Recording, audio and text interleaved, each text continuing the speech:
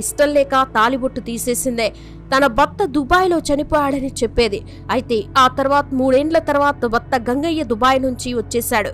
అంటే దుబాయ్ వెళ్ళిన 13 సంవత్సరాల తర్వాత అన్నమాట.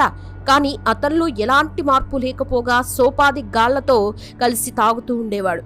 అందరికీ అతనే డబ్బులు పెట్టేవాడు. అంతేకాదు తాగొచ్చి ఇంటికొచ్చి గంగవ్వను కొట్టేవాడు. ఆ బాధ భరించలేక ఒకసారి గంగవ్వ అతన్ని కర్రతో కొట్టింది కూడా. కొన్నాళ్ళకి గంగవ్వ మామగారు అనారోగ్యంతో మరణించారు. మామ దహన సంస్కారాలు కూడా గంగవ్వే చేయించింది. ఇక మిగతా ఆడపిల్లలకు కూడా సంబంధాలు వచ్చేవి. అయితే గంగయ్య తాగుబోతని తెలుసుకుని వెనదిరిగేవారు. ఇక ఆ తరువాత గంగవ్వ మంచితనం, ధైర్యం తెలుసుకుని ఆ ఇద్దరు కూతుళ్లను పెళ్లి చేసుకున్నారు.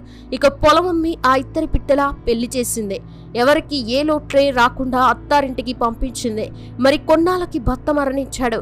అతని దహన సంస్కరణలు కూడా గంగవ్వే చేసిందే. కొన్నాళ్ళకి తన అత్త కూడా చనిపోయింది. ఆమె దహన సంస్కారాలు